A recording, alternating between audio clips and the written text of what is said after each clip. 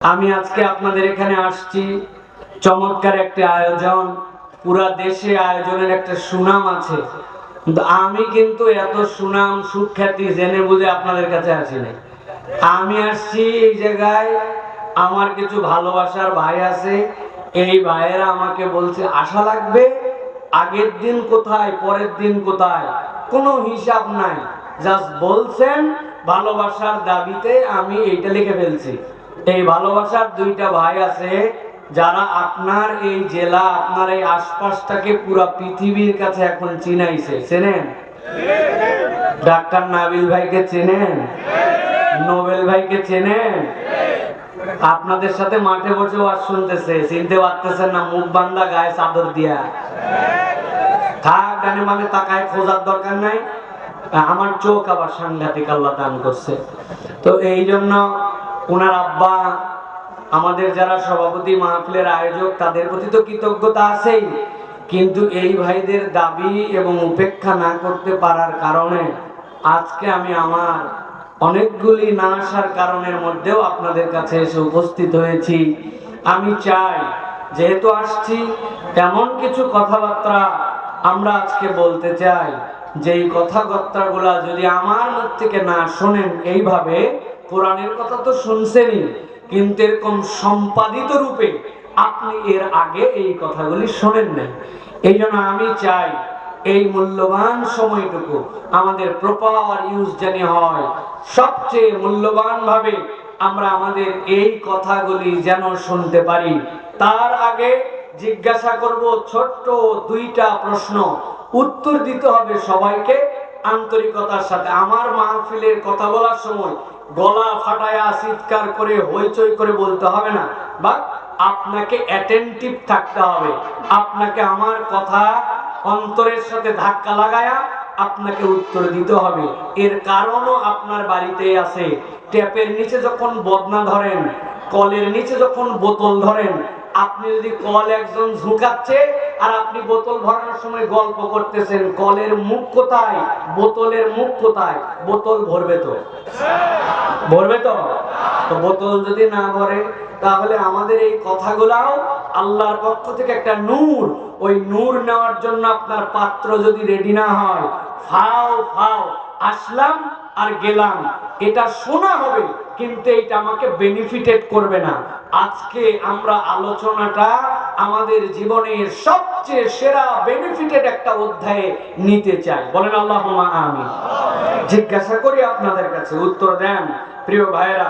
কোরআনুল কারীম শুনলে লাভ আছে না নাই? আলহামদুলিল্লাহ। এবার দ্বিতীয় প্রশ্নের উত্তর দেন। কোরআনুল কারীম শুনলে লাভ আছে, এই লাভ বেশিও আছে, কিন্তু এই লাভ যে আছে এটা কি বুঝে না না বুঝে? বুঝে। কথাবার্তা কিন্তু ঠিকঠাক মতো বলেন, দাঁড় করায় ফেলবো একজনকে। কিন্তু এইটা কি বুঝে না না বুঝে? আচ্ছা, বুঝে যেহেতু বলছেন, লাভও আছে বলছেন, তাহলে যে কোনো একজনকে দাঁড় করাবো, দাঁড় করায় জিজ্ঞাসা করবো যে কি বুঝছেন আপনি কোরআন হাদিস থেকে? আপনাকে উত্তর দিতে হবে কি বুঝছেন। ওই দেখেন একজন মাথা নামাই ফেলছে, ওই বলছে হুজুর আমি বলিনি। বাঁশের গোড়ায় ছিল, ও মাথা নামাই ফেলছে, কোনো রিস্কে নাই। আগে প্রিয় ভাইরা, আমি আপনাদেরকে বিব্রত করতে চাই না, কিন্তু আপনাদের অ্যাটেনশনের জন্য বললাম, লাভ আছে তো বলি, কিন্তু এই লাভটা আমরা সত্যি সত্যি শুনে গেলাম। এখানে এমন লোক আছে 50-60টা ওয়াজ শুনছে, কিন্তু বলতে পারে না কি লাভ আছে, ঠিক না? আমি আপনাদের কাছে 4টা আয়াত বলবো, ভালো করে। 4টা আয়াত। কয়টা? এই 4টা আয়াতের মাধ্যমে আমরা আমাদের বুঝটা প্রথমে ক্লিয়ার করে নিব। তার জন্য শর্ত হচ্ছে ডান হাত এরকম ফাঁকা করে রাখতে হবে আর বাম হাতে প্রস্তুতি রাখতে হবে। এক আয়াত বলবো যখন, এক আয়াতের জন্য একটা করে হাত ধরে ফেলতে হবে, যাতে করে শয়তান ডাইনে বামে আমাকে নড়াতে না পারে।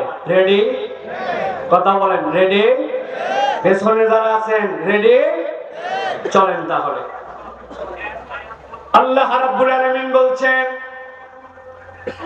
নবী আপনি আপনার উম্মতকে জানান কোন পর্যন্ত? টিল টু দা কিয়ামা, কিয়ামত পর্যন্ত আপনার উম্মতের কাছে বার্তা পৌঁছায় দেন। আল্লাহ আয়াত অবতীর্ণ করলেন, আল্লাহ বললেন, নবী বলেন, ফাযাক্কির ফাইন্না যিকরা তানফাউল মুমিনিন। আপনি জিকিরটা করেন, আপনি কোরআনের আলোচনাটা করেন, আপনি আপনার মাহফিলের নাম তাফসীর মাহফিল দিতে পারেন, ওয়াজ মাহফিল দিতে পারেন, ইসালে সোয়াব দিতে পারেন, ইসলামী জলসা দিতে পারেন, মহা সম্মেলন দিতে পারেন, কিন্তু আল্লাহ বলছেন যেখানে আল্লাহ এবং তার রাসূলের কথা হবে ওই মাজলিসের নাম নবীজি দিয়ে গেছেন মাজালিসুল যিকির, আল্লাহর স্মরণের মাজলিস। আল্লাহ বললেন, নবী আপনি জানায় দেন, ফাযাক্কির ফাইন্না যিকরা তানফাউল মুমিনিন।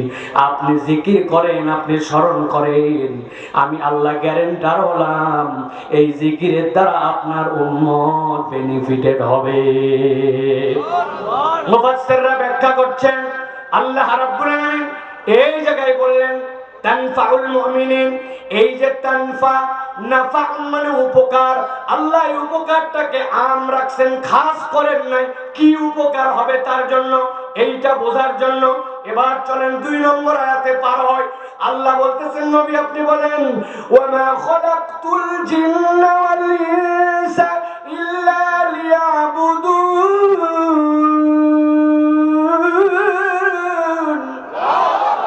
নবী আপনি জানায় দেন, আমি আল্লাহ রাব্বুল আলামিন বললাম, দুনিয়ার যত মানুষ, যত ইনসান, যত জিন, সবগুলাকে আমি রব্বুল আলামিন কেবলমাত্র, একমাত্র, শুধুমাত্র আমার ইবাদতের জন্য সৃষ্টি করছি। ভালো করে বোঝেন, এই জায়গায় আমার দৃষ্টিভঙ্গির গ্যাপ আছে। বিশেষ করে আমরা যারা কোরআন সুন্নাহ জানি না, তারা আমরা মনে করি আমি আল্লাহর ইবাদত করি, ইবাদত করলে নিশ্চয় আল্লাহর কোনো লাভ হয়, আমি দান করলে আল্লাহর লাভ হয়, আমি রোজা রাখলে আল্লাহর লাভ হয়। যেহেতু আল্লাহ বলছেন ওয়া মা খালাকতুল জিন্না ওয়াল ইনসা ইল্লা লিয়াবুদুন, ইবাদতের জন্য বানানো হয়েছে, তাহলে আমার ইবাদতে আল্লাহর লাভ হয়, না করলে আল্লাহর লস হয়। আহলে সুন্নাত ওয়াল জামাতের আকীদা শুনেন, নবী থেকে আকীদা হচ্ছে দুনিয়ার সব মানুষ যদি আল্লাহর ইবাদত করা বাদ দিয়ে দেয়, আমার আল্লাহর সম্মানের এক চুলো কমে না। আর দুনিয়ার সব মানুষ যদি আল্লাহর ইবাদতে লেগে যায়, আমার আল্লাহর ইজ্জত এক চুলো বাড়ে না, আমার আল্লাহর ইজ্জত আল্লাহর জায়গায় থাকে। কিন্তু আল্লাহ বলছেন, জিন আর ইনসানকে কেবল আমার ইবাদতের জন্য বানালাম। 2 নম্বর আয়াত শেষ। চলে এবার সামনে আগাই 3 নম্বর। আল্লাহ বলতেছে, নবী জানাই দেন, মা উরিদু মিনহুম মির রিজকি ওয়া মা উরিদু আন ইউতঈমুন।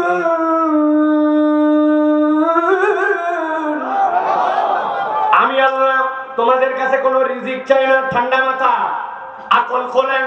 আল্লাহ বলছেন, মা উরিদু মিনহুম মির রিজকি, আমি তার কাছে রিজিক চাই না, ওয়া মা উরিদু আন ইউতঈমুন, আমি তার কাছে খাদ্যও চাই না। তাহলে আল্লাহ এক জায়গায় বলছেন রিজিক, আরেকটা বলছেন খাদ্য। আল্লাহ বান্দার কাছে খাদ্যও চান না, আল্লাহ